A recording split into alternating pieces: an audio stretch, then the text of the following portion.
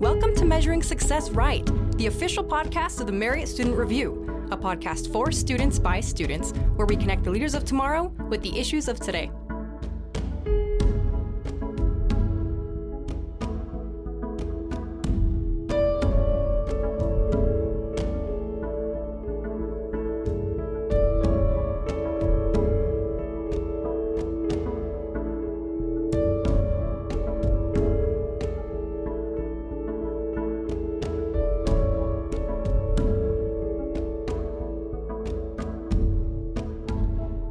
Hello, and welcome back to Measuring Success Right.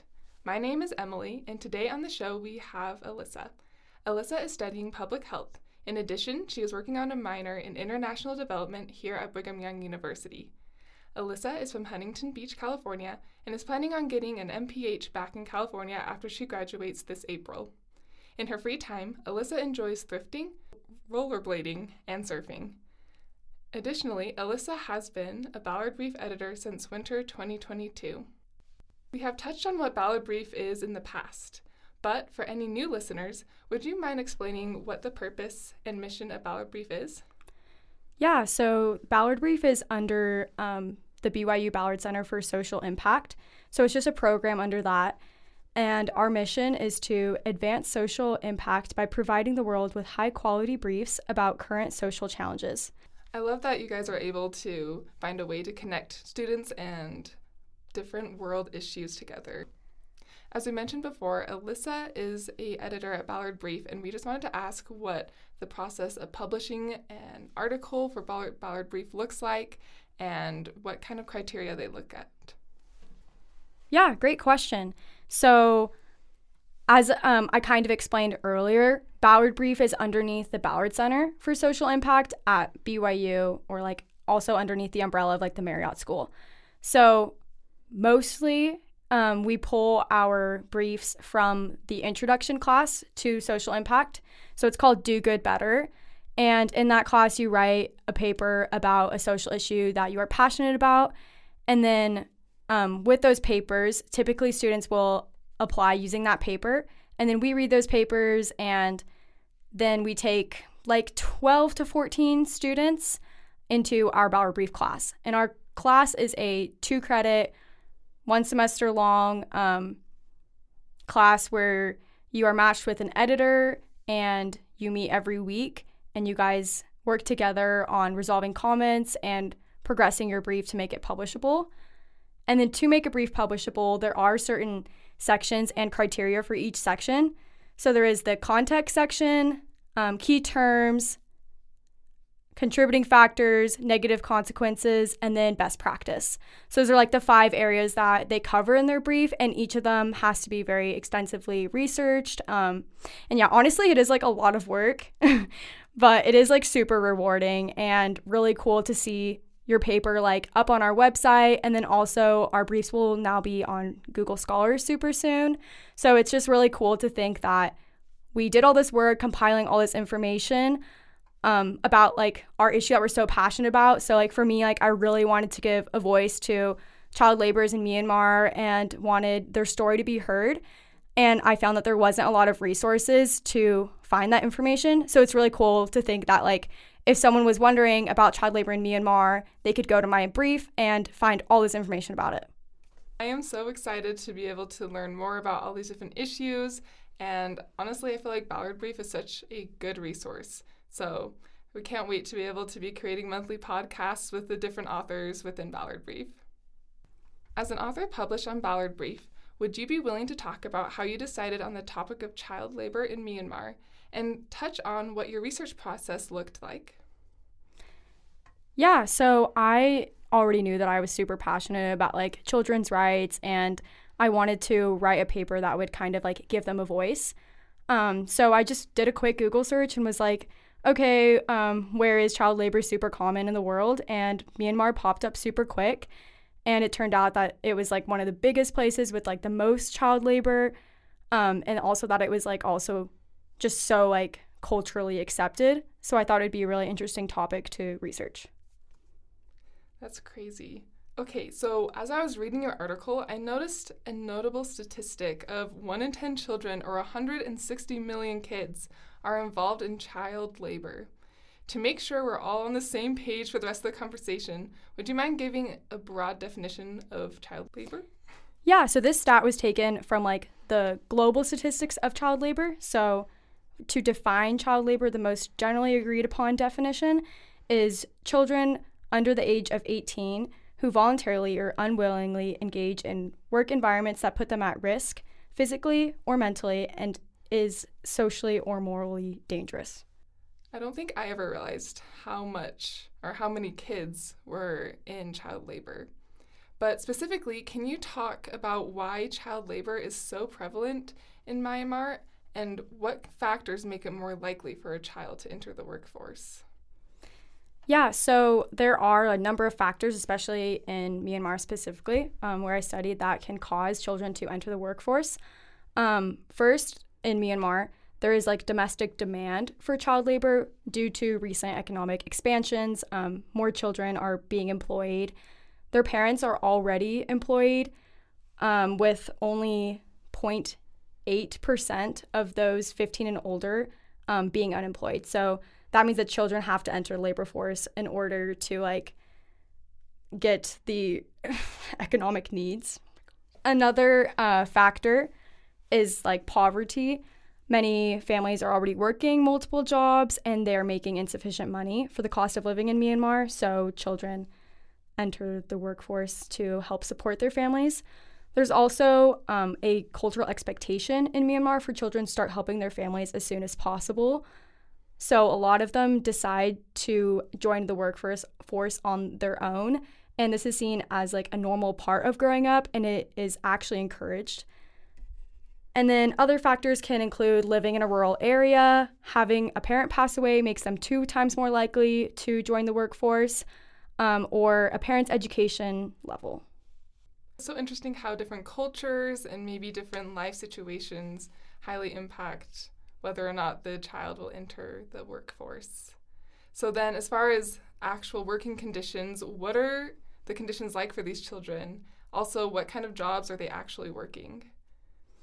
Yeah, great question. So children in Myanmar are typically employed in the agriculture, services, or industrial areas.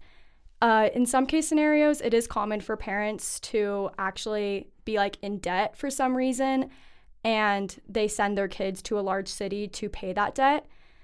Brokers are actually hired by companies to find children to work for them in the cities. And then when they work in the cities, they often work at tea shops, restaurants, car service garages, or factories. And since they're staying in the city, they will work 7 days a week from 6 a.m. to 9 p.m. and then sleep in the workspace on hard tables or even their homes of the colleagues. Those are really long hours. I don't know if I could even do those kind of hours. As a society, we value education a lot. And so what does the education system look like in Myanmar, and how does working so young impact school attendance for these children? Yeah, so the education system is very different than how it is in the U.S., mostly because of all the indirect costs and fees that are required for the students to pay.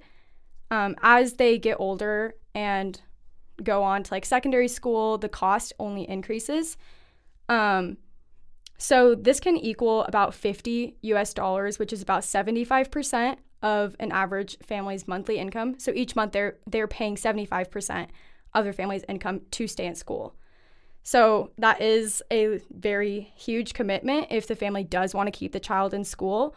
But also in Myanmar, it's a little bit unclear to the benefits of receiving an education. And this could be due to the fact that there is a matriculation exam that students must pass before attending university. But to pass this exam requires expensive private tutoring. Therefore, a lot of kids do end up dropping out and getting jobs. So how is the child labor perpetuated in Myanmar?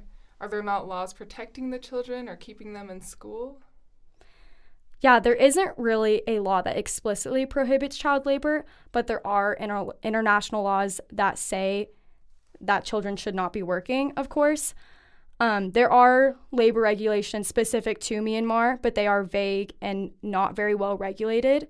Recently in 2019, there was an adjustment made that a person must be 14 years old before they can begin working, and then that 14 to 16-year-old age group can only work for a maximum of 4 hours each day. But this is very difficult to regulate because a lot of people, 21% of the country, do not have birth certificates. So it's very hard to determine someone's age. And then also there have been scenarios where children are told not to show up to work that day because they know someone is coming to check if there are child laborers. Now that we've talked about the impacts of the laws protecting children, how does this early labor impact the economy? Yeah, the economy is hugely affected, but I think a lot of it we will see the effects more in the long run. So because a lot of children are not going to university and getting that higher education, they are staying in those low-skill performance jobs.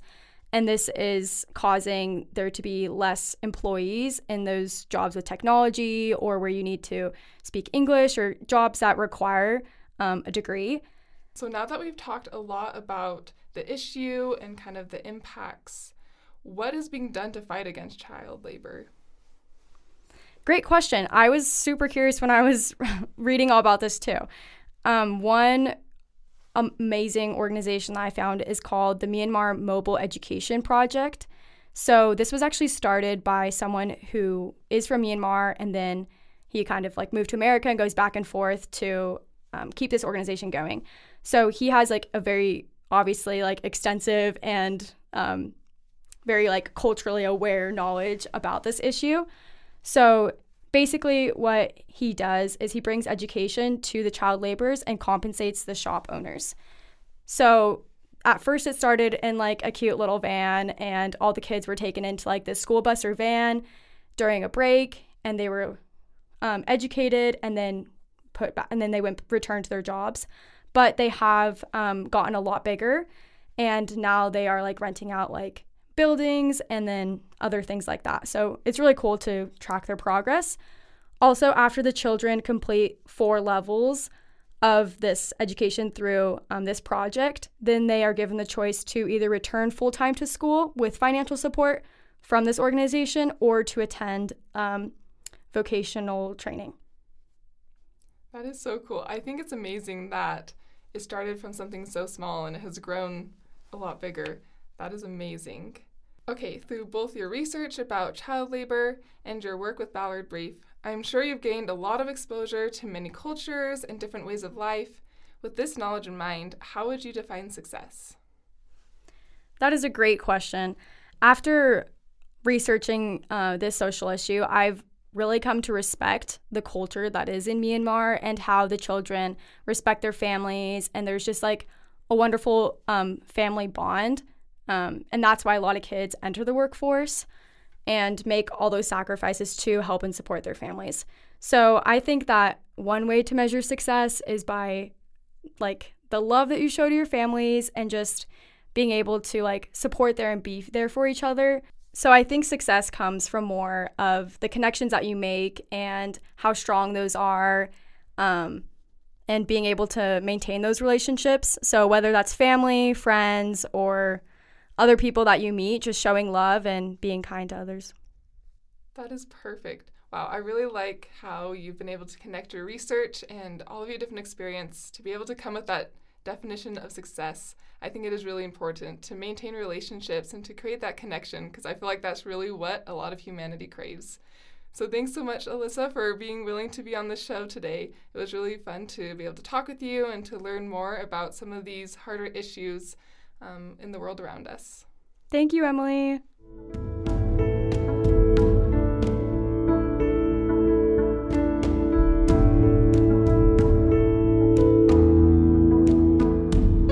Make sure you subscribe to our podcast on Apple Podcasts, Spotify, Google Play, or SoundCloud so you never miss an episode. Be a friend and tell a friend about measuring success right.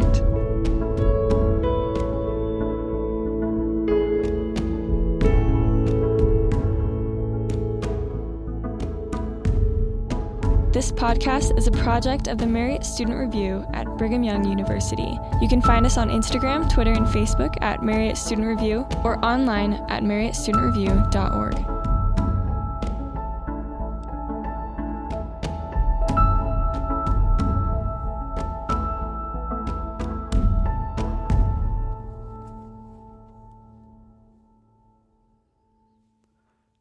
The views and opinions expressed in this podcast do not necessarily reflect official policy or position of Brigham Young University or the Church of Jesus Christ of Latter-day Saints.